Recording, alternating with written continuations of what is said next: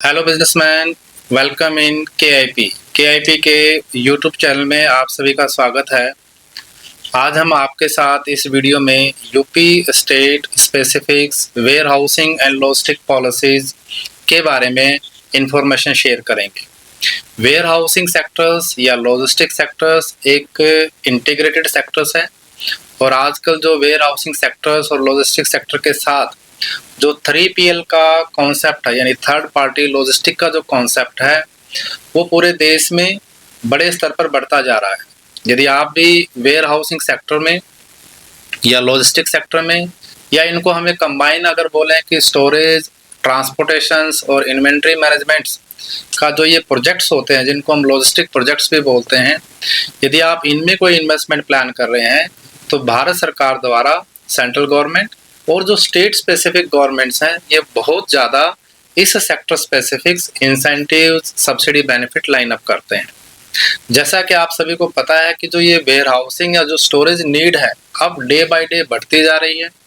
Online order और demand की वजह से और जो जीएसटी की वजह से और अच्छी ट्रांसपोर्टेशन फैसिलिटी की वजह से जो गुड्स की मूविंग है वो बड़ी फास्ट हो चुकी है। यदि आप भी किसी नेशनल हाईवे के आसपास या जो पीएम गति शक्ति योजना के आसपास जो लैंड मैपिंग हुई है या किसी मेट्रो सिटीज के आसपास या किसी इंडस्ट्रियल हब के पास यदि आपके पास सूटेबल लैंड है और आप भी चाहते हैं कि कोई ऐसा एक कमर्शियल वेयर हाउसिंग या कोई agriculture based warehousing concept में आना चाहते हैं, इन्वेस्टमेंट प्लान करना चाहते हैं, तो केआईपी के साथ जरूर जुड़िएगा। केआईपी 2008 से as a warehousing sector में कॉर्पोरेट सब्सिडी कंसल्टेंट के नाते अपनी सेवाएं दे रहा है। हम टेंडर फाइलिंग्स, प्रोजेक्ट फाइनेंस और सब्सिडी बेनिफिट्स में भी आपको असिस्ट करते हैं। तो चलिए जानते हैं कि यूपी स्टेट में यदि आप कोई warehousing facility line up करते हैं तो आपको क्या बेनिफिट हो सकते हैं। फॉर द राइट नाउ जो यूपी स्टेट की warehousing and logistic policy 2022 implemented है जो कि 5 साल तक वैलिड है, यानी 2027 तक ये वैलिड है। यदि आप यूपी स्टेट में कोई भी वेयर हाउसिंग फैसिलिटी या commercial warehousing facility plan कर रहे हैं तो आपको इस पॉलिसीज के बारे में जानकारी होना जरूरी है ताकि आप अपने प्रोजेक्ट्स में सब्सिडी लाभ बढ़ा सके। तो इस जो प्रोजेक्ट्स में किस किस टाइप की जो एक्टिविटीज हैं इस पॉलिसीज में आपको जो कंप्लीट स्टोरेज फैसिलिटीज है वो बिल्कुल अच्छे से डिफाइन है। यदि आप कोई भी स्टोरेज फैसिलिटी प्लान करते हैं, चाहे वो ओपन है, कवर्ड्स हैं या साइलो प्रोजेक्ट्स हैं जिनका पर्टिकुलरली यूज ही गुड्स की स्टोरेज के लिए किया जाता है, तो ऐसी स्टोरेज फैसिलिटीज को इस पॉलिसीज में एज ए स्टोरेज फैसिलिटी के नाते नॉमिनेट किया गया है। और यदि आप ऐसा कोई भी प्रोजेक्ट प्लान करते हैं जिसमें स्टोरेज फैसिलिटीज हैं तो उनको इस पॉलिसीज में एलिजिबल प्रोजेक्ट्स माना गया है ताकि आप उस पर सब्सिडी लाभ ले सके। इसका जो दूसरा क्राइटेरिया है कि एलिजिबिलिटीज आपकी फॉर्म्स कैसे होगी, तो यदि आपका कोई गोडाउन्स है, वेयर हाउसिंग अगर प्रोजेक्ट्स आप प्लान कर रहे हैं तो कम से कम 1 लाख स्क्वायर फीट एरिया आपका डेवलप्ड होना चाहिए वेयर हाउसिंग पर्पज से, और जो मिनिमम कैपिटल इन्वेस्टमेंट्स है वो कम से कम 20 करोड़ रुपए आपका होना चाहिए। ये एलिजिबिलिटी नॉर्म्स है। यदि आप साइलो प्रोजेक्ट्स में आ रहे हैं, क्योंकि आजकल क्या है कि जो सेंट्रल प्रोक्योरमेंट एजेंसीज हैं, चाहे एफसीआईज हैं, वो साइलो प्रोजेक्ट्स के लिए टेंडर इश्यूज करते हैं। यदि आप लॉन्ग टर्म्स इस टाइप के साइलो प्रोजेक्ट्स में भी पार्टिसिपेट करना चाहते हैं तो केआईपी से जरूर जुड़िएगा। केआईपी के वेयर हाउसिंग बिजनेस कम्युनिटी से भी जुड़िएगा क्योंकि केआईपी साइलो टेंडर्स पर भी अपना काम करती है।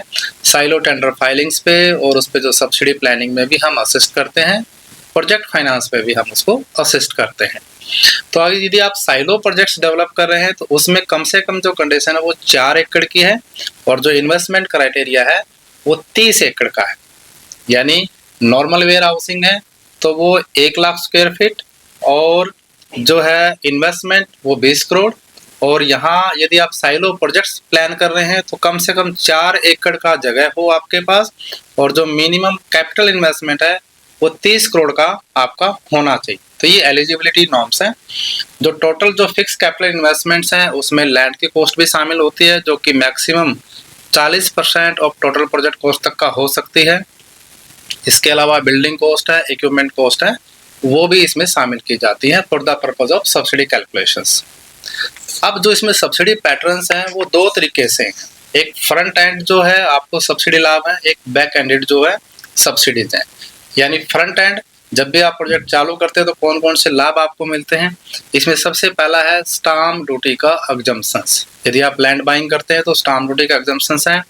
बुंदेलखंड और पूर्वांचल में ये 100% तक का है, और जो मध्यांचल और पश्चिमांचल है इसमें 75% तक का एग्जम्पशंस है। यानी आपको स्टाम्प ड्यूटी पे ही नहीं करना यदि आप वेयर हाउसिंग प्रोजेक्ट्स के लिए लैंड बाइंग कर रहे हैं।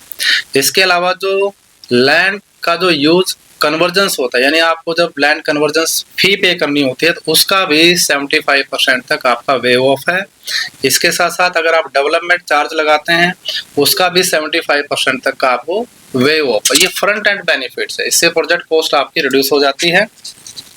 जो बैक एंड सब्सिडीज हैं उसमें जो बहुत अच्छा लाभ है वो है कैपिटल सब्सिडीज का, जो कि आपका 15% तक का जो एलिजिबल कैपिटल इन्वेस्टमेंट होता है उसका 15% तक का आप कैपिटल सब्सिडी लाभ ले सकते हैं, जो कि मैक्सिमम 5 करोड़ रुपए तक का हो सकता है।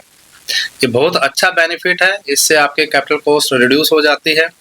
और यदि आप गवर्नमेंट द्वारा डेजिग्नेटेड जो वेयर हाउसिंग और लॉजिस्टिक जोन है उनमें यदि आप कोई प्रोजेक्ट प्लान करते हैं तो 10 करोड़ रुपए तक का मैक्सिमम कैपिटल सब्सिडी का लाभ है। इसके साथ साथ आपको जो 100% इलेक्ट्रिक ड्यूटी एग्जम्पशन इसमें मिलती है। यदि आप कोई क्वालिटी सर्टिफिकेशन लाइन अप करते हैं तो उसका 50% तक का आपका कॉस्ट रिम्बर्स हो जाता है, जो कि मैक्सिमम 5 लाख रुपए तक का हो सकता है। इसके साथ साथ यदि आप एम्प्लॉयमेंट जनरेट करते हैं तो पर पर्सन आपको 1000 रुपीज तक का उसकी स्किल्स डेवलपमेंट करने के लिए भी कॉस्ट का रिम्बर्समेंट होता है।